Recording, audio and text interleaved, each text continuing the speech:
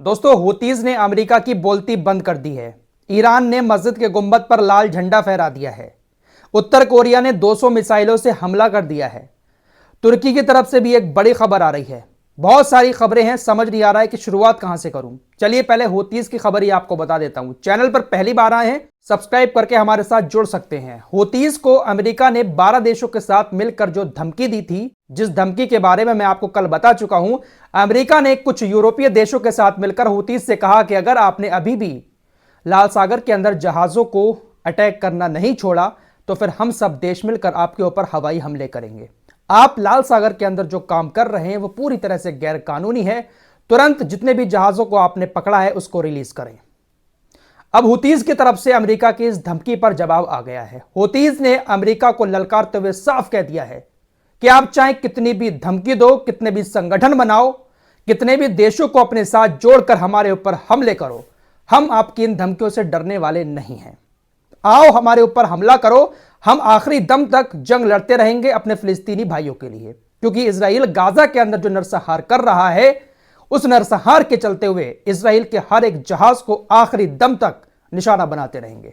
America ने हमारे जिन 10 लोगों को शहीद किया है, हम अपने उन शहीदों का खून बेकार नहीं जाने देंगे। अमेरिका आओ हमारे पास, हम चाहते हैं आप हमारे पास आओ, लड़ो, फिर हम तुमसे अपने 10 जवानों की मौत का बदला लेंगे। दोस्तों, अमेरिका ने जिन 10 हूतीज को मारा था उनकी तस्वीरें भी हूतीज ने जारी की हैं। ये हैं वो 10 लोग जिसको अमेरिका ने लाल सागर के अंदर ऊपर से हवाई हमला करके मार दिया था। फिलहाल हूतीज ने कहा है कि तुम्हारी धमकियों से हमारे ऊपर कोई असर पड़ने वाला नहीं है। दूसरी खबर ईरान से आ रही है। ईरान ने जामकरन मस्जिद के गुंबद पर लाल झंडा फहरा दिया है। लाल झंडा फहराने का मतलब होता है बदला।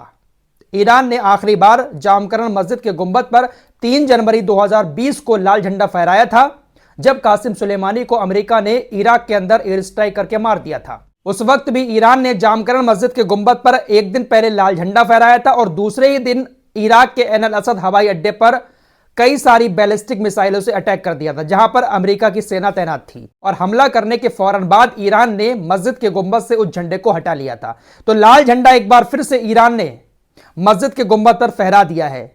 इससे यही अंदाजा लगाया जा रहा है कि हो सकता है कि आजकल में ईरान कब्रिस्तान में हुए आतंकी हमले का बदला ले। झंडा इसी ओर इशारा कर रहा है, क्योंकि यह झंडा तभी लगाता है ईरान जब उसका बदला लेने का मन होता है। उधर उत्तर कोरिया ने भी जंग शुरू कर दी है। उत्तर कोरिया ने दक्षिण कोरिया के ऊपर 200 तोपखाने गोले छोड़े हैं, एक साथ अटैक किया है। मैं आपको कई दिन से बता रहा हूं कि किम जोंग उन एक बड़े जंग की तैयारी में लगे हुए हैं। किम जोंग उन जो हैं वो अमेरिका और जापान और दक्षिण कोरिया से जंग की तैयारी कर रहे हैं, क्योंकि उनको ऐसा लगता है कि बहुत जल्द उत्तर कोरिया के ऊपर अमेरिका, जापान जैसे देश मिलकर अटैक करने वाले हैं। इसीलिए अपने सेना को अलर्ट रहने के लिए कह दिया है। साथ ही साथ अपने जो हथियार हैं उनको भी बहुत तेजी के साथ उत्तर कोरिया का राष्ट्रपति किम जोंग उन बढ़ा रहा है। और कल शाम की खबर है कि उत्तर कोरिया ने दक्षिण कोरिया के ऊपर 200 तोपखाने के गोले से हमला भी कर दिया है। इस हमले के बाद दक्षिण कोरिया की सरकार ने अपने बहुत सारे नागरिकों को बॉर्डर के एरिया से हटा दिया है।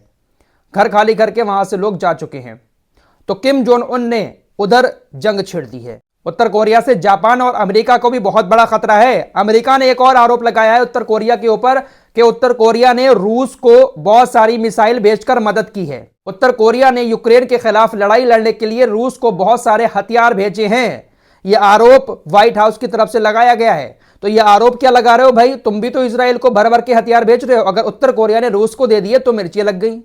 तुम किसी की मदद कर रहे हो, हथियार भेज रहे हो, जो आम लोगों को मार रहा है वो सही है।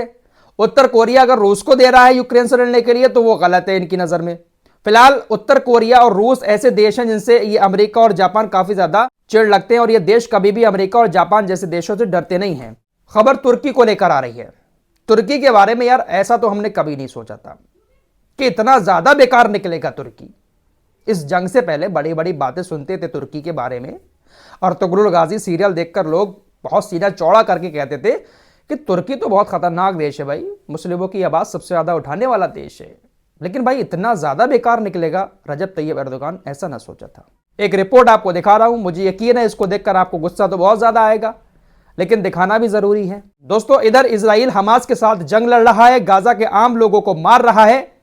तुर्की की तरफ से बड़े बड़े बयान इजराइल को लेकर आ रहे हैं कि इजराइल आतंकी देश है, इजराइल ऐसा है, इजराइल वैसा है। लेकिन दोस्तों, आंकड़ा जो आया है उसके मुताबिक इस जंग के दौरान तुर्की ने इजराइल को जो माल भेजा है, जो इनका कारोबार होता है, वो 34% ज्यादा कारोबार हुआ है। जंग शुरू होने से लेकर अब तक 34% ज्यादा कारोबार तुर्की ने इजराइल के साथ किया है। तुर्की और इजराइल के बीच जो कारोबार चल रहा है, तुर्की बहुत सारा सामान इजराइल को भेजता है, इजराइल उसके बदले में पैसे देता है।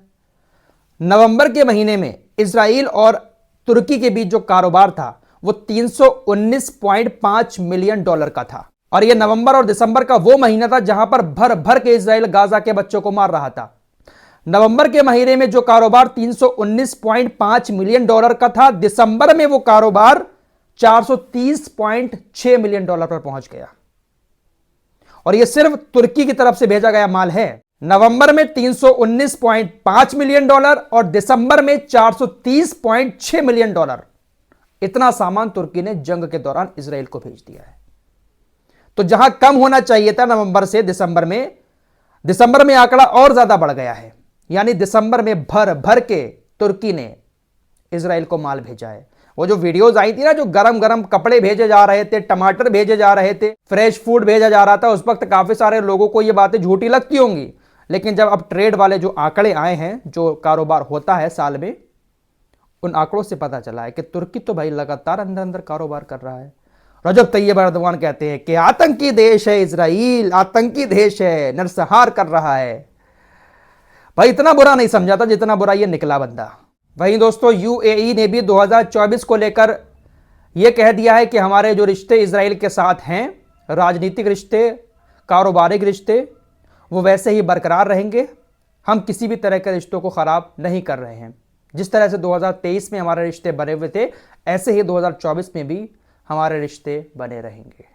तो ये हैं इस्लामिक देश। बुल्गारिया से खबर आ रही है, अमेरिका ने बुल्गारिया से कहा कि आप अपना एक युद्धपोत लाल सागर में उतार दें हूतीस के हमलों को रोकने के लिए। संगठन तो नहीं बन पाया, कम से कम आप अपना एक युद्धपोत लाल सागर में भेज दें। लेकिन बुल्गारिया ने अमेरिका को साफ इनकार कर दिया। अमेरिका से साफ कह दिया कि हम अपना युद्धपोत लाल सागर में नहीं उतारेंगे। इन देशों को भी लग रहा है यार, हम अमेरिका के लिए थोड़ी ना उतार रहे हैं, इजराइल के लिए अमेरिका हमसे कह रहा है हम बेवजह जाकर लाल सागर में अपना खर्चा भी करें और हूतीस का निशाना भी बने, अपने युद्धपोत को भी नुकसान पहुंचाए, अपने सैनिकों को भी नुकसान पहुंचाए। साफ इनकार कर दिया बुल्गारिया ने कि भैया खामोश रहो, हम नहीं जाने वाले हैं। तो अमेरिका के कहने पर जो देश एक साथ इकट्ठा हो जाते थे, अब ज़्यादा नहीं सुन रहे हैं। फिलहाल इस रिपोर्ट में इतना ही। मिलते हैं कुछ और खबरों के साथ, तब तक के लिए अपना ख्याल रखिए।